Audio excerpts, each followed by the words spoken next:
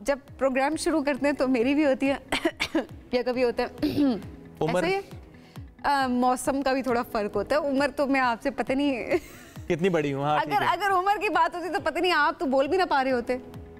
Maintain रखा है ना अपने आप को 22-23 साल की उम्र में मेंटेन रखा हुआ है। ये तो मान लिया इन्होंने कि 22-23 साल की उम्र बनाने की कोशिश में मैं होता हूँ, लेकिन नहीं, कहाँ बात निकल गई कहाँ से। तो हम बात कर रहे थे कि जब मौसम चेंज हो रहा होता है तो हम सबके साथ ही मसला हो रहा होता है कि वायरल फ्लू जो आजकल हम देख रहे होते हैं, एक घर में अगर किसी को है तो फिर सबको होना शुरू हो जाता है, फिर आप उस बंदे से दूर भाग रहे होते हो, ये हमें भी ना फायदा नहीं होता। अच्छा, गले का इन्फेक्शन बहुत ज़्यादा फैला हुआ है। अगर देखें तो हर जगह हम देख रहे होते हैं खराश से मामला शुरू होता है, उसके बाद एंटीबायोटिक्स अगर आप नहीं ले रहे होते तो बुखार और बहुत ज़्यादा और कैफियत हो जाता है। हर मरतबा हम वैसे ये देख रहे होते हैं कि मौसम ये खूबसूरत तो होता है जिसमें इनके कह रहे होते हैं ना ज़्यादा ठंड है ना ज़्यादा गर्मी है, बट जैसे ही मौसम चेंज हो रहा होता है तो उसके अपने चैलेंजेस होते हैं जिनको कैटर करना बहुत ज़्यादा ज़रूरी है। तो क्या किया जाए, ये हमारा आज का सवाल है जी। जब मौसम बदले तो आपने क्या करना है, इस पर आज हम बात करेंगे। हमें ज्वाइन किया है ऑनरेरी मेडिकल एडवाइज़र भी हैं डॉक्टर सादिया मुस्तफ़ा साहिबा, प्रोग्राम में साथ मौजूद। डॉक्टर साहिबा कैसी हैं आप? जी बहुत शुक्रिया, थैंक यू। कैसी चल रही है रूटीन? रूटीन अच्छी है। It's starting to get busy, क्योंकि आप देखेंगे कि आहिस्ता आहिस्ता जैसे आप कह रहे हैं मौसम चेंज हो रहा है और अक्टूबर आते साथ ही आपको नज़ला ज़ुकाम और इस तरह खांसी बुखार के बहुत केसेस आहिस्ता आहिस्ता नज़र आना अब हमें शुरू हो जाएंगे। तो I think it's a right time to talk about it. और ये वो वक्त होता है जब फ्लू शॉट्स लग रहे होते हैं? जी ऐसा ही है। फ्लू शॉट्स जो है ना, फ्लू सीज़न हमारे मुल्क में अक्टूबर के एंड से स्टार्ट हो जाता है, नवंबर दिसंबर फरवरी तक रहता है। और जितना जल्दी आप उससे पहले लगा लें फ्लू वैक्सीनेशन, उतना ही आपकी इम्यूनिटी बढ़ जाती है। तो वो रेडी होती है आपकी बॉडी, जब एक्चुअली फ्लू सीज़न अटैक करता है तो आप ऑलरेडी इम्यूनिटी डेवलप कर चुके होते हैं। किसको ज़्यादा ज़रूरत होती है फ्लू शॉट्स लगवाने की? चूँकि ज़रा एक तो एक एक्सपेंसिव होता है, एक्सपेंसिव बना दे के ज़रा ऐसे तो अवेलेबल नहीं होता, गवर्नमेंट हॉस्पिटल्स में आपको ज़रा परचेज़ करना होता है, तो कौन लाजमी लगवा ले? हाँ देखें, दिस इज़ एब्सोल्युटली राइट। एक तो एक्सपेंसिव है, दूसरा इसकी शॉर्टेजेस भी हो जाती हैं। जैसे ही सीज़न आता है डिमांड इतनी बढ़ जाती है, ब्लैक में मिल रहा होता है। एग्जैक्टली ऐसा है। तो जिन लोगों को बहुत ज़रूरी लगाना चाहिए वो जो हम जैसे कहते हैं ना कि बुज़ुर्ग हजरात 65 एंड अबव ज़रूर लगवा लें।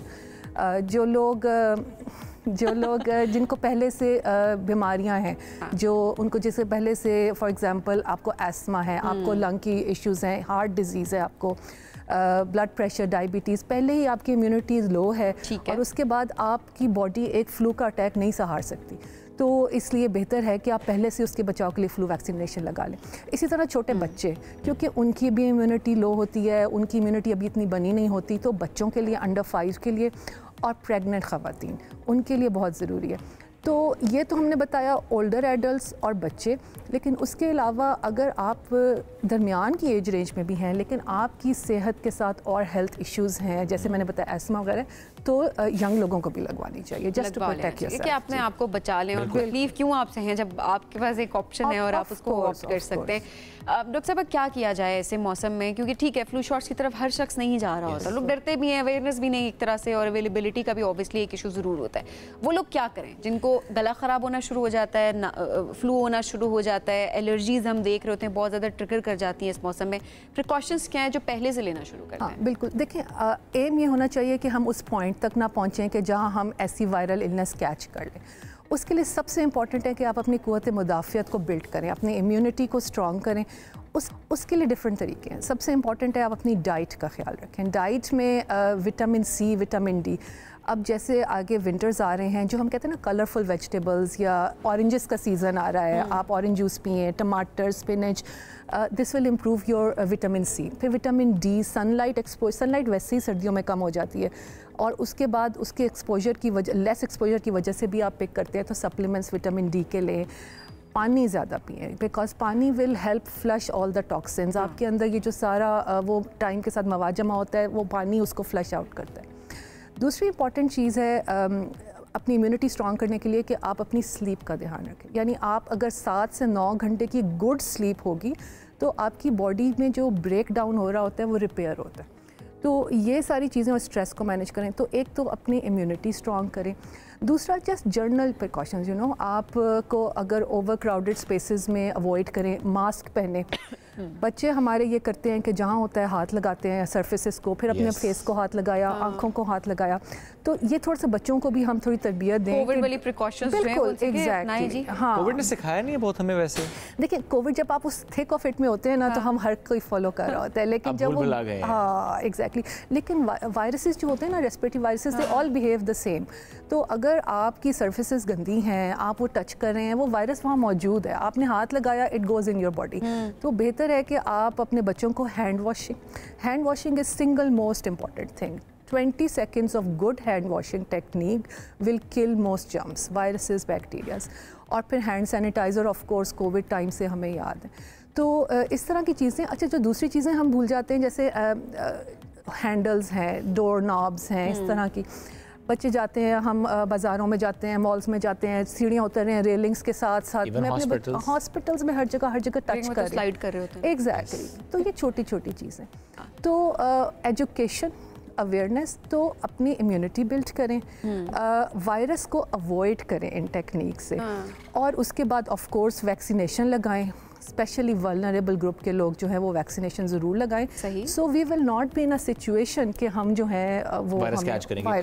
डॉक्टर साहब, बहुत सारे लोग अभी खुद से भी, क्योंकि जब हर तरफ हम देख रहे होते हैं कि वायरल है, ये फैला हुआ है, तो लोग खुद से भी डायग्नोसिस, क्योंकि हम खुद भी बड़े माहिर डॉक्टर हैं, गूगल भी है ना, हम गूगल भी है, अंकल डॉक्टर गूगल भी है, और फिर जाहिर है फिर हम खुद भी बड़े डॉक्टर हैं।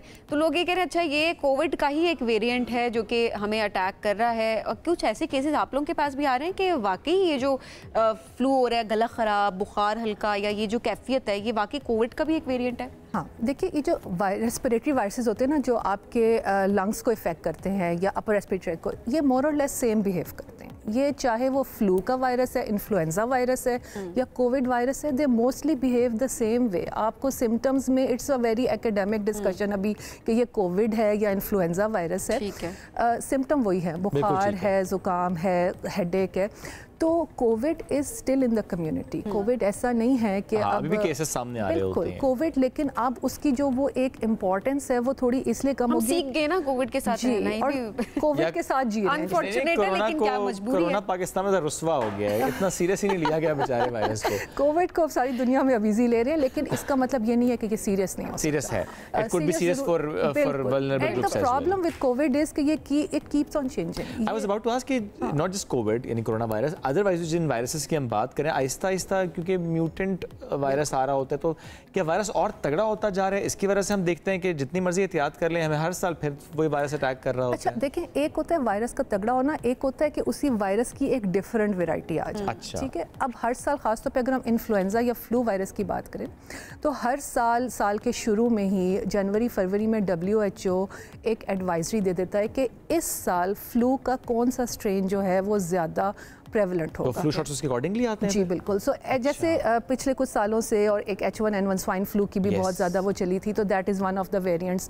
तो इसी तरह वो 3-4 सबसे जो प्रेवलेंट स्ट्रेन्स हैं ना उस सीज़न के, वो आइडेंटिफाई कर लेते हैं, और फिर वैक्सीनेशंस उन स्ट्रेन्स को, यूजुअली क्वाड्रिवेलेंट होती हैं, 4 स्ट्रेन्स होते हैं, कई जगह 3 स्ट्रेन्स, बट मेजर स्ट्रेन्स जो आगे सीज़न में आपको इफेक्ट करेंगे वो कर लेते हैं। That's because virus keeps on changing, और वायरस को अगर आप अपनी स्ट्रेटजी अडैप्ट चेंज नहीं करेंगे तो फिर वायरस से आप जीत नहीं सकेंगे। एग्जैक्टली। अच्छा डॉक्टर साहब, आखिर में ये ज़रूर बताएं कि लोग खुद से जो इलाज करना शुरू कर देते हैं अपना, कि गला थोड़ा सा खराब हुआ, हम यही कह रहे होते हैं ना, अच्छा एंटीबायोटिक दे दो, बिगड़े ना मामला। यही होता है ना, अक्सर वायरल इन्फेक्शन होता है, और वो कह रहे होते हैं अच्छा गला थोड़ा सा खराब होना शुरू हो गया, पहले से एंटीबायोटिक का कोर्स शुरू कर दो ताकि बाद में ना मसला ना हो। ये कैसी अप्रोच है हमारी, और क्या वाकई ये इसका इम्पैक्ट होता है कोई? देखिए, ये जो अप्रोच है ना, ये अब इतनी कॉमन हो गई है कि it is almost considered normal कि जैसे ही आपका ज़ुकाम खांसी हुई आप एंटीबायोटिक्स ले लें। इससे कोई फ़र्क नहीं पड़ता। वायरस जो हैं वो एक डिफरेंट ग्रुप ऑफ जर्म्स हैं, bacteria different group of germs हैं। जब तक आपको बैक्टीरिया ने अटैक नहीं किया, एंटीबायोटिक्स नहीं वर्क करेंगी। वायरल इलनेस के लिए एंटीबायोटिक्स का कोई रोल नहीं है। ख़ास तौर पे जैसे ही आपका नज़ला ज़ुकाम शुरू हुआ, वायरस आपने एंटीबायोटिक्स ले ली, जितने 5 दिन आपने एंटीबायोटिक्स ली और आपको लगा बेहतर हो गए, एक्चुअली वायरस खुद ही आपको टाइम से बेहतर हो रहे थे। वो टाइम से बेहतर। लेकिन आप जो कह रहे हैं कि उसका कोई फ़ायदा नहीं है, तो उसका नुकसान तो है ना? बिल्कुल, उसका नुकसान सबसे इंपॉर्टेंट ये है कि आप एंटीबायोटिक रेजिस्टेंस डेवलप कर लेते हैं। ठीक है, जो आपके बॉडी में नेचुरल बैक्टीरियाज हैं वो और जो है उसके खिलाफ रेजिस्टेंस डेवलप कर लेते हैं। जब आपको एक्चुअली उन एंटीबायोटिक एंटीबायोटिक्स की ज़रूरत है, क्योंकि काम नहीं करेंगी। क्योंकि अब आपको बैक्टीरियल इन्फेक्शन हो गई है और आपको एंटीबायोटिक्स चाहिए, तो आपको पता चलेगा आप कोर्स ले रहे हैं, इट इज़ नॉट वर्किंग, क्योंकि रेजिस्टेंस डेवलप। इसलिए बेहतर है कि जब तक आपका टेस्ट ना हो, डॉक्टर को रिकमेंड ना करे, डू नॉट टेक एंटीबायोटिक। घर के किसी हकीम से दवाई ना ले, खुद भी हकीम ना बने। Thank you for joining us today.